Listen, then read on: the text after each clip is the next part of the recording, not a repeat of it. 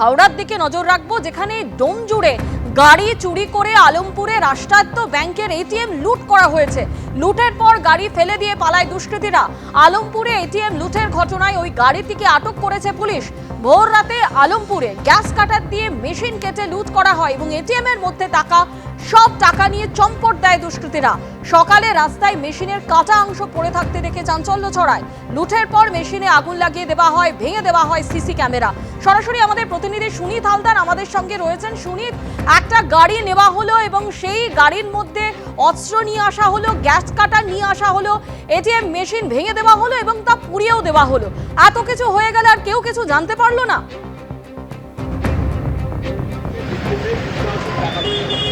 দেখো, আমরা এই মুহূর্তে দাঁড়িয়ে রয়েছি সাকরাইলের আলমপুর মোড়ের কাছে, যে এসবিআই ব্যাংকের যে এটিএম কাউন্টার, সেখানে আছি। এই মুহূর্তে গোটা ঘটনার তদন্ত শুরু করেছে সাকরাইল থানার পুলিশ এবং হাওড়া সিটি পুলিশের গোয়েন্দারা। এর পাশাপাশি সিআইডি থেকেও যারা ফিঙ্গারপ্রিন্ট এক্সপার্ট তারা এসেছেন এবং ফিঙ্গারপ্রিন্ট এক্সপার্টরা এই মুহূর্তে ফিঙ্গারপ্রিন্টের নমুনা সংগ্রহ করছেন এবং যুদ্ধকালীন তৎপরতায় কাজ করছেন। এবং এই যেটা ঘটনাটা ঘটেছে, ভোর রাতে ঘটনাটা ঘটেছে বলে মনে করা হচ্ছে এবং ভেতরে যে এটিএম মেশিনটা আছে সেটাকে গ্যাস কাটার দিয়ে দুষ্কৃতীরা কাটে এবং কেটে ওর ভেতরে প্রায় 16 লক্ষ টাকা ছিল। সেই 16 লক্ষ টাকা লুট করা হয় বলে পুলিশ সূত্রে খবর। এর পাশাপাশি এই এটিএম কাউন্টারের যে সিসিটিভি সেগুলোকে ভেঙে ফেলা হয়, তারগুলোকে কেটে দেওয়া হয় এবং আগুন ধরিয়ে দেওয়া হয়। এই ঘটনার পর আজকে সকালে যখন স্থানীয় যারা গ্রাহক, যারা তখন এটিএম এই কাউন্টারে টাকা তুলতে আসেন, তারা লক্ষ্য করেন যে এটিএম মেশিন ভাঙা।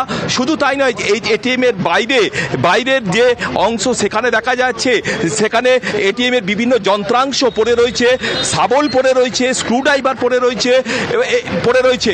গোটা ঘটনার তদন্ত শুরু করে সাকরাইল থানার পুলিশ এবং সাকরাইল থানার পুলিশ সূত্র মারফত জানতে পারে এই ঠিক ঘটনাস্থল থেকে 1 কিলোমিটার দূরে ধুলাগড় যে পুরনো চৌরাস্তা, সেখানে একটা কালো বোলেরো গাড়ি পাওয়া গেছে। সেই গাড়ি পড়ে রয়েছে এবং সেইখানটা থেকে গাড়ির ভেতর থেকে উদ্ধার হয় গ্যাস কাটার, সিলিন্ডার এবং ওভেন ছাড়াও এটিএম মেশিন কাটার বিভিন্ন যন্ত্র। এবং এই ঘটনায় যেটা জানা যায় যে গতকাল রাতে ডোমজুড়ের কলোরা থেকে এই গাড়িটি চুরি করে দুষ্কৃতীরা এবং তারপরই কিন্তু এই অপারেশনের কাজে এই এটিএম যন্ত্র ভেঙে টাকা লুটের ঘটনার অপারেশনের তারা ব্যবহার করে এবং অপারেশন শেষে গাড়িটাকে ওখানে ছেড়ে রেখে পালায়। হাওড়া সিটি পুলিশের কমিশনার প্রবীণ কুমার ত্রিপাঠী জানিয়েছেন গোটা ঘটনার তদন্ত শুরু হয়েছে এবং যে গ্যাং এই অপারেশনটা করেছে তাকে শনাক্ত করা গেছে এবং এর পেছনে যারা আছে পুরোটাই জানা গেছে। পুলিশ সুপার এই বিষয় নিয়ে কি বলছেন শোনাবো। একটা এটিএম এ চুরির ঘটনা ঘটেছে। বেসিক্যালি গ্যাস কাটার দিয়ে এটিএম এ যেখানে টাকাটা রাখা হয় ওটা কেটে ওখান থেকে টাকা বার করেছে। আর এটা আগুন ধরায়নি, বেসিক্যালি গ্যাস কাটার থেকে ওটা কাটতে গেলে ওখানে কিছু স্পার্ক হয়েছিল, তার জন্য কিছুটা তার পড়েছে।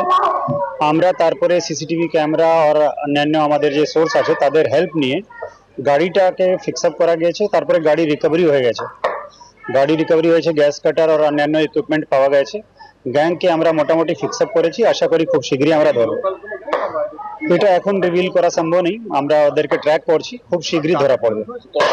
টাকাটা এক্সাক্ট অ্যামাউন্ট ব্যাংকের লোক ওটা দেখে বলবে।